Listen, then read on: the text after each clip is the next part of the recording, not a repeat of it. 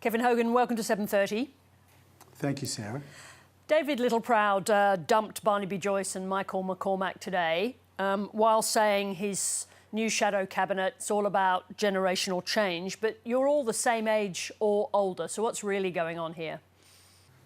Well, I think what David was saying, he was, promoting people who are more recent arrivals into the parliament. So, and look, let me start by saying, look, I really feel for Michael and Barnaby. I mean, we're a pretty small team in the Nats, and there's about 20 of us, and we're not only colleagues but friends, and I regard both Michael and Barnaby as friends as well. So look, I feel for them today. Being demoted is never fun, but look, they will still have a great contribution to make. Being a parliamentarian is a great privilege. They'll have committee work and policy development they'll still be able to do. But I note that the two people that have been promoted quite heavily today, Senator Ross Cadell, who's only been in Parliament 3 years, and Pat Conahan too, who's only been in Parliament for this his third term, has been promoted to Assistant Treasurer. So they too will make great contributions. Of course, that's not what generational change means, but let's just stay with Barnaby Joyce for now.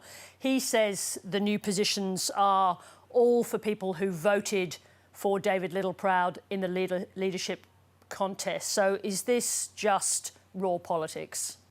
Well, look, that's not what David says. David, as a leader, has the right to choose his team, and he has said, and it is a factual observation, that the two big promotions today are people who haven't been in the parliament that long, as in Ross Cadell and Pat Conahan. So that's the change that David was looking for, and I think that's the prism that he saw it through.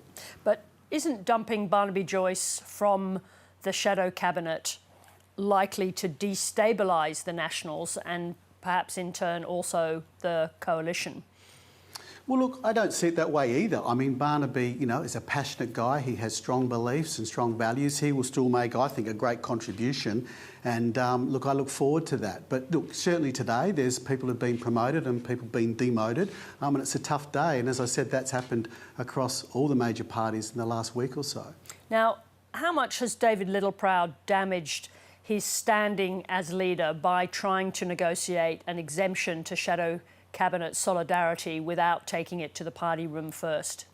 Well, because that wasn't a non-negotiable, that wasn't a big deal for us. It wasn't a big deal for David. I mean, the list he had to go on the coalition agreement was a long one, and some of it was just discussion points, so it was ruled out very early. But on the process more widely, and we had a chat today too, we had a party room meeting today just because David had come back with what the Liberals had agreed on, those 4 policy issues and other things within the agreement. And again, it was a really transparent process, and I believe, my personal opinion, is David has been much respected with the process he took. And you might notice too that Matt Carnavant himself said late last week publicly that he thought David had a lot of courage and ran this process very well. So, there's more perspectives than one to this. True, but your colleague Colin Boyce says that Littleproud misled the Nationals and he can't support him. I mean, whether or not you regard it as a major issue or not, many people clearly do regard that as a major issue. Did he nonetheless mislead the party room? Well, Sarah, I don't believe he did, and I certainly don't believe that the vast majority of the party room believe he did. But again, I respect Cole's perspective. He sees it differently. I guess the overall question here is how stable is the Nationals with all of these opinions being voiced so vociferously and in public? Well, look, certainly you don't necessarily enjoy it. I don't think a lot of the public commentary is warranted myself from what I see. But look, Sarah, I've sat through the process. We had 2 party room meetings about the coalition agreement, whether we had the leverage or whether we should push it how hard do they want to push it, about the 4 policy issues. David was given permission by the overwhelming majority of the party room to push it hard. He then went back to the party room. They gave him permission to say we're out because of what hasn't happened. And today, again, a full party room meeting. Now, my read of those party room meetings, without wanting to break confidence about who says what, is that David has overwhelming support about how he's run this process. Now, I get that there's 2 or 3 malcontents. There's malcontents in any room, Sarah. There's malcontents, I'm sure, when you have an ABC staff meeting. But look, my view is that David has the overwhelming support of the room and a lot of respect for how he's run this process. Let's talk about you. On Sunday, you said that the Nationals' policy on net zero was settled, not up for review or being changed. But David Littleproud says it is up for review. If that policy changes, can you continue to support David Littleproud? Look, absolutely. And what I said in that interview was that it was settled. It was settled 4 or 5 years ago, but that people wanted to bring it up and re-prosecute it.